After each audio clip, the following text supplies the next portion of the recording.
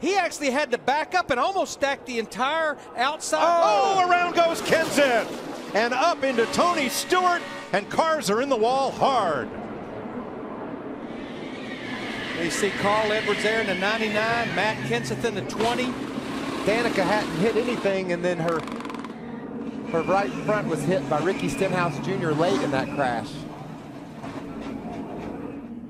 The bright yellow car, Kenseth, he's coming down because Brad Keselowski slowed up. He was trying to get out of that lane, but like you said, the 22 of Logano was already there. Logano got there. Matt decided he was going to hook a left and dive low. Dale Jr. misses it on the inside. Stenhouse was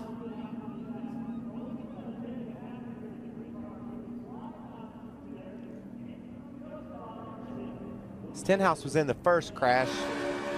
I don't think he had any steering, Larry, when he got to Danica. To the wall. All good. Yellow's out, yellow's out, yellow's out. Wave them off. If there's going to be a big wreck, it's behind you. You can see Ricky had been into the wall on the outside, and he's just helpless. No steering in that car.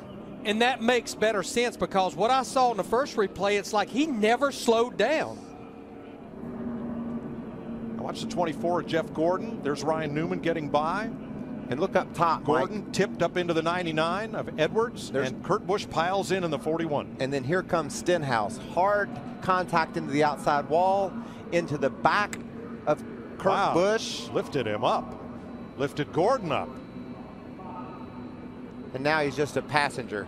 Yep. You're riding with Stenhouse. Check up, hold your line, check up hard. Wow.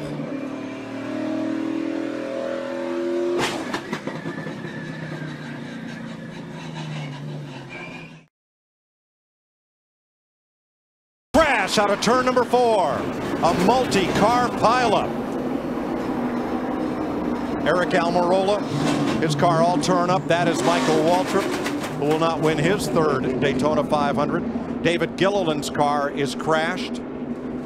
Almirola's gone straight to the garage with his number 43. Gilliland stuck in the mud, and Danica Patrick. And Mike, Danica, she pounded that outside wall head on first. Ryan Scott down right next to, and Kevin Harvick makes contact in the 4. That's what shot Scott. Yep. That's what shot the 33 up the hill. I knew something had to happen because he just abruptly, the 33 abruptly turned to the right and went up the hill. We got our pole sitter involved. Danica. Austin Dillon, Danica Patrick, Michael Waltrip among those involved.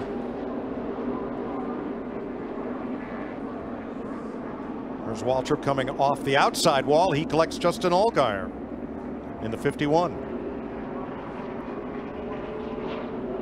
Paul Menard in that 27, been fast all night. Paul just can't catch a break down here this week. David Gilliland into the mud, and Ryan Newman taking evasive action. Here's the ham cam on Almirola's car. Or say aye.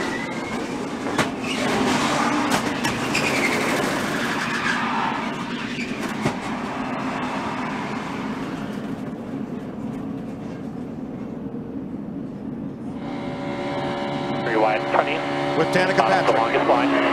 Just that 9 outside you. That's all you got out there. Stay to the bottom. Check up. Good job. Back it down. Nice and smooth.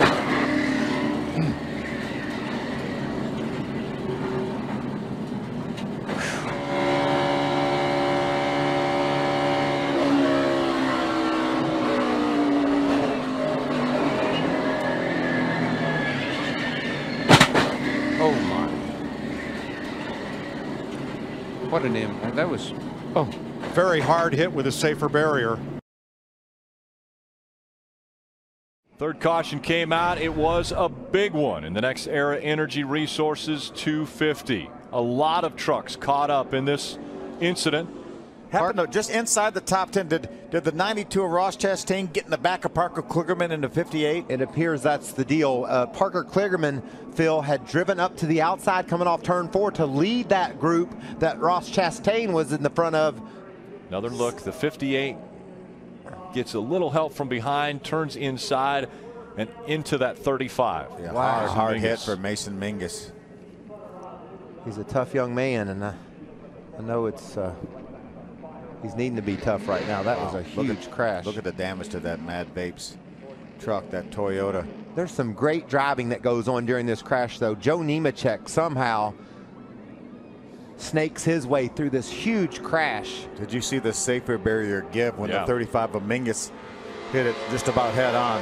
Riding along with the 31 of Ben Kennedy. Amazingly unscathed through that incident.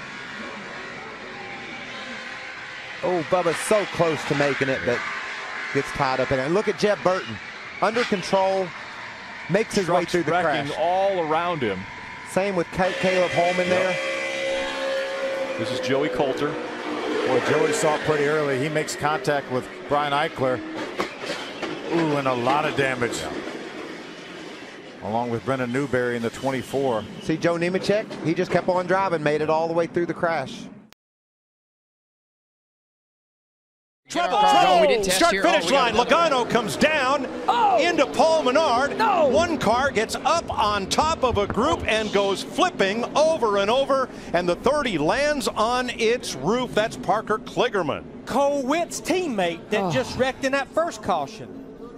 And Brandon Davis's team, Swan Energy, suddenly has 2 cars torn up. There's Dave Blaney with the single car 77 team. Look at a coil spring there that's come out of one of these race cars, a rear coil spring. As they come off turn number 4, that's Menard to the inside and Kligerman, the 30, to the outside. Actually, Matt Kenseth in the 20 looks like he kicked up into Joey Logano in the 22 that turned him sideways. Trevor Bayne, the 21, looked to me, Larry, like he was going to bump draft. Got him going. A lot of different looks here.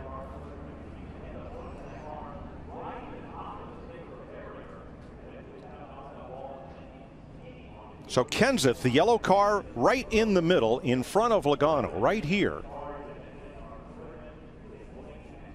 Trying to get with his teammate Kyle Busch, but comes back up. That tips Logano into Trevor Bayne. His nose catches Paul Menard, who plows into Kligerman, who gets up in the air on top of Menard's car. And who's that underneath? Black car. That's the 83 car of Ryan Truex. And it was Ryan who got out of the car quickly in the black fire suit and was running to check on Kligerman. 3 wide drafting here. Kenseth down a little bit, but Menard is there. And he just moves Logano enough that Joey loses control, gets into Menard. The white car of Kligerman, the black car of Truex, and the white car of Blaney, all stacking up at the start-finish line. And Trevor Bayne in that 21 car may have gotten a little bit of damage, but Lord, it could have been a whole lot worse for him.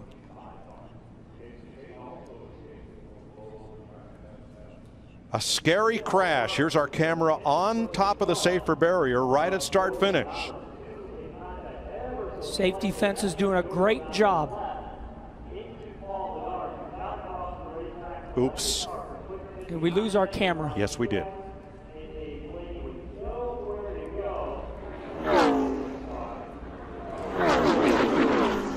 And Kenny, you've run this track so many times. That is one of the fastest places of this racetrack. And as Darrell has always pointed out, there's not a lot of banking there, and you're turning a pretty sharp turn. And you can see 2 places where part of the chain link fencing is torn away. And there was a splitter from one car that ended up right there in the fence. And so that area is going to have to be repaired. But look at the big cables between those huge stanchions that do the bulk of the work of keeping the cars where they belong down on the racetrack. And that's all above the 3 feet of safer barrier that the cars were sliding along. Those are some 1-inch and some 2-inch cables. That area has all been reinforced after last year's nationwide race here, the cables to get to the racetrack. Get some kind of big move here off turn 4 like Kevin did. Oh, and there shots into the wall with ran. the one of McMurray. 3, 4 cars around, one on its roof, one car hard into the wall. That was and it ends in flames and sparks. Our front row sitter up here, he's got a torn up race car, Mark 78 Truex car.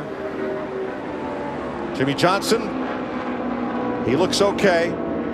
Front end of his car on fire.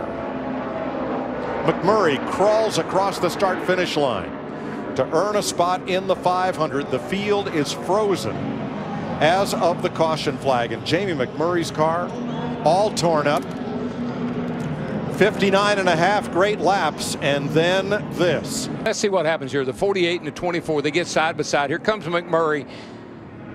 Menard had a fast car all day long, and here comes McMurray, and he just gets a little bit of piece of that 48. A lot like happened in the Unlimited. Looked like Jimmy's car just got loose and spun. Look at Clint Boyer in that 15 car get up in the air. Thing went all, it did a 360. Unbelievable. Did a barrel roll and came right back down on its wheels. And he'll cross the start finish line because it goes all the way across the infield. The race is over. Riding with Jimmy Johnson. That car just stepped out a lot like it did Saturday night, Mike, when somebody got alongside of it. Man, and then he just nailed McMurray again. That was some hard hits there, folks. That was a double-double for Jimmy Johnson. Here's another look. Just this little bit of contact right there between the 1 and the 48. Yep, just enough brush on the back corner there to spin him around. And watch the 78 Truex. He was going to start on the front row of the 500. And he jumps on the brakes but comes right into it and tears that car up pretty badly before it's all over. Yep. Now, remember the Labonte brothers who were 30 seconds back of the field? Yeah.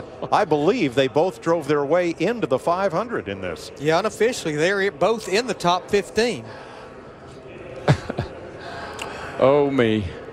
Clint Boyer got enough air time to qualify for his pilot's license right here. 2x2, middle's open.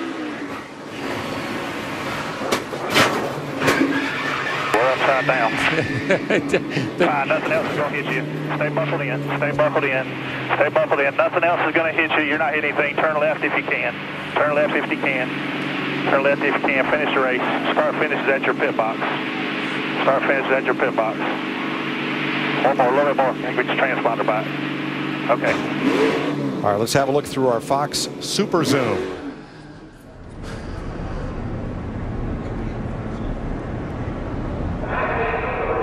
Just that little bit of contact at 195 miles an hour. Yep. These cars results in this. They're so sensitive, and particularly down on that corner right there. And Kyle Larson made it through. Clint Boyer made it up and over. David Reagan head on into the safer barrier on the inside of the track.